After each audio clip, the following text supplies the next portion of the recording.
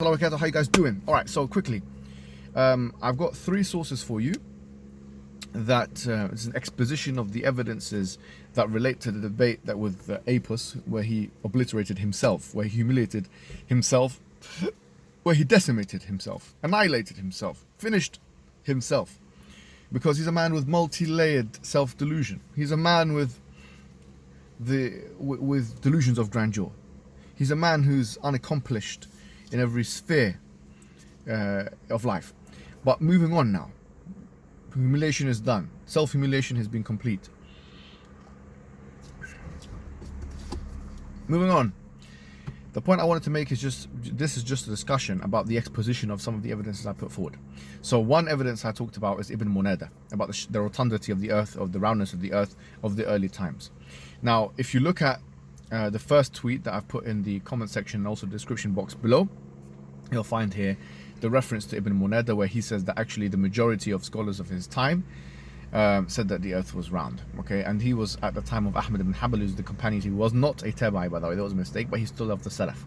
So he was still in the first 300 years of the Prophet Muhammad sallallahu alaihi wasallam. Obviously, Ahmad ibn Hanbal died 241, he died 335.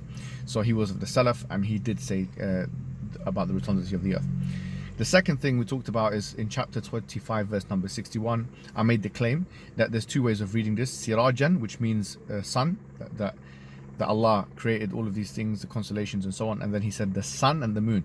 So there's one qira'ah, as we know, there's multiple ways of reciting the Quran, and all of them are harmonious and complementary, not contradictory and unharmonious.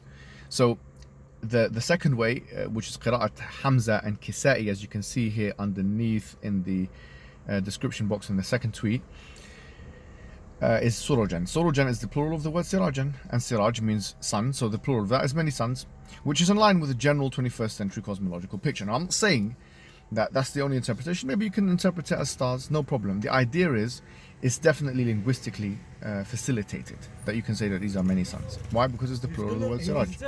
It's the plural of the word Siraj. All right, so we said number one is Ibn Munada's quote, first tweet, second tweet, the sun. And the general thing I'm saying is that the Quran is applicable for 7th century and for 21st century. I'm not saying that it's not a bold concordance claim that the Quran is saying things, it's acting like a scientific textbook and so on. I'm just saying it's harmonious with the 7th century, 21st century, and everything between. So that was the claim I'm making. And you can't use science to disprove the Quran for reasons related to this, but also to the philosophy of science, the fact that science is not incorrigible, etc. It's something which is not meant to produce a set of eternal truths in that sense. So that's the first argument. The second thing I talked about was the ridda, the hukm of ridda and so on. Now, if you look at the third tweet below, one second. Here it's very important to talk to mention that we're not talking about them hukm, the asl of the hukm. It's very clear. We're not talking about the default hukm, the penal or the had punishment applied to the murtad. We're not talking about this. We are talking about the fact that the Prophet Muhammad sallallahu alaihi wasallam, in the Treaty of Hudaybiyah, he was conditioned, yes, to not return any murtad that goes to them. He was conditioned to not return any murtad that goes to the disbelieving lands, and he accepted that condition. So what my point was is that this sets a precedent. Okay, this sets a precedent. Now the question could be asked, well, is this only those who are there, okay, and they don't have to be returned, or does it include those on the way and those who are going there? Well, either way, if we accept A, which is those who are there don't need to be returned back and the had doesn't need to be done, that's a wajib action which has been made mu'attal, which has been suspended by the contract, right? So if one wajib can be mu'attal of the contract, then the question is, why can't we extend that wajib, even if you don't accept the fact, even if you want to say that the nas is not clear, that the text is not clear about those who are there and those who are on the way. But the point is, the principle is in place that a had can be suspended,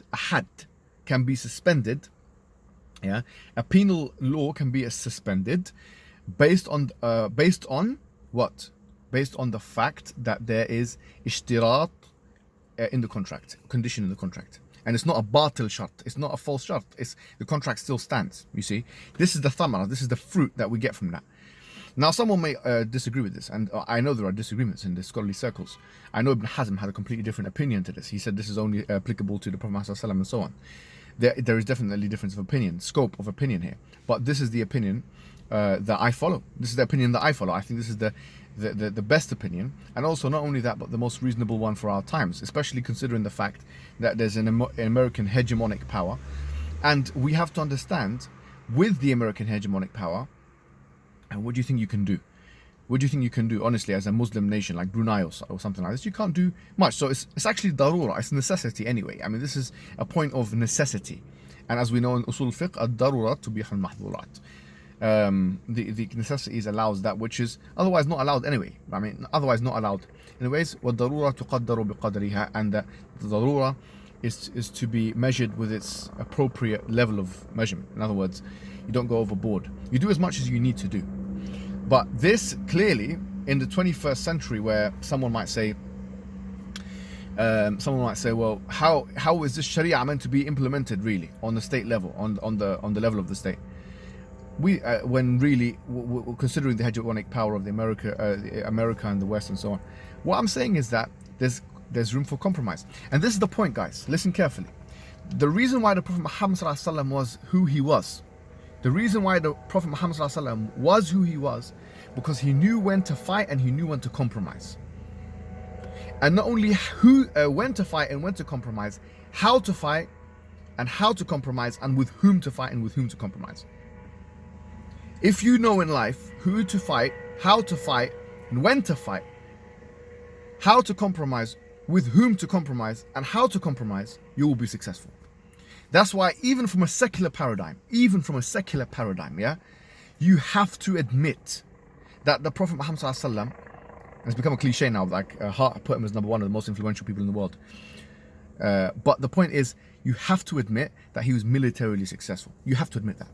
He was absolutely militarily successful. And why was he militarily successful? Because he made the right decisions. You can't be a military success by making frivolous and capricious and arbitrary ad hoc type decisions. You can't. And so when the Sharia allows all of these things that we've just mentioned, binas al-hadith, binusus al-hadith, Quran al-hadith, with the textual evidence of Quran hadith, I believe it's upon us as Muslims actually, to present the Sharia with the full scope of those nuances. Because when someone says, for example, well, would you want this killing of apostates and these? Look, we're talking about 21st century. If the Prophet ﷺ, within the span of his own life, was able to make compromises, yes, he was able to make compromises, subhanallah, on such issues, why are we're 21st century, we can't even use the scope of the jurisprudential maneuverability to make such compromises as well, and this is clearly in the deen. So we have to remember, we're living in a time of necessity. We are living in a time of darura, and the deen came to protect 5 things. Okay, the 5 things that the deen came to protect was the deen, the aql, the deen, the nafs, the aql, the mal, and the ard, the religion. The deen came to protect the religion, the self, human self, the wealth of the individuals, the aql, the intelligence of the individual, and finally the honor of the individual. So we always have to assess these 5 things, in conjunction with what we're doing. It's not always, you bring a hadith. You have to bring a hadith in the context of what the life. What's the point? What's the point of you bringing me a hadith? Man baddala dinahu faqtuluh. What's the point of you bringing me that hadith when actually there's context to that hadith, and there's other hadith, and there's other situations? What's the point of you bringing me the hadith that whoever changed their deen, let's kill them? Yeah, the hadith is there. And if it's not itlaq, because if it's itlaq, then whoever becomes Muslim is going to be killed as well. So clearly you have to you understand the hadith. Yeah, because if it was general, then whoever changes his religion, meaning a Christian, become Muslim, you're going to kill him. Clearly, there's context behind it, and that's why you have to understand these things. And when we're given answers, we have to be measured. Listen, we have to be measured. Yeah, because these people are looking for some wild answer that make us look backward and make Islam look like an impossible religion for the 21st century, which it isn't. Because we have usul al-fiqh, we have parameters, we have qawaid, and so on and so forth. And so with that, I leave the evidences, and I put also something of Ibn Hajar al-Asqalani, where he mentions that the treaty that you can put in place is la hadda laha. It's la hadda laha, which means it can be up until whenever you like. It's not just like, oh, someone could say it's time bound. It's not time bound. Ibn Hajar himself says it can continue for forever. So I've done that in 10 minutes. Check the tweets out if you understand them, if you don't. But I've put all the sources there, and clearly we're not trying to reinvent something. We're not trying to reinvent something. This is all within the deen, all within the framework, and that's what people have to understand. And in fact, one more thing I want to leave with you. Ash-Shatibi mentions that when you have qawaid, yeah, it's actually more heavy than hadith, because qawaid is made up of many different hadith in Quran. So when I say ad-darurat tubihu al-mahdhurat, that times of necessity, yeah, it allows that which is haram, make it halal. That's deeper and more of an evidence than you bring in single hadith, because it's made up of many different hadith. It's many different evidences. And that's how you have to think now. You can't just think, oh, hadith. You have to think qawaid, principles, and then the hadith come. The hadith make up the principle, rather than the opposite. And so the principles are, according to Shatibi, even more powerful than the hadith, because they're made up of many of them. Jazakumullah khairan. Assalamu alaikum wa rahmatullahi wa barakatuh.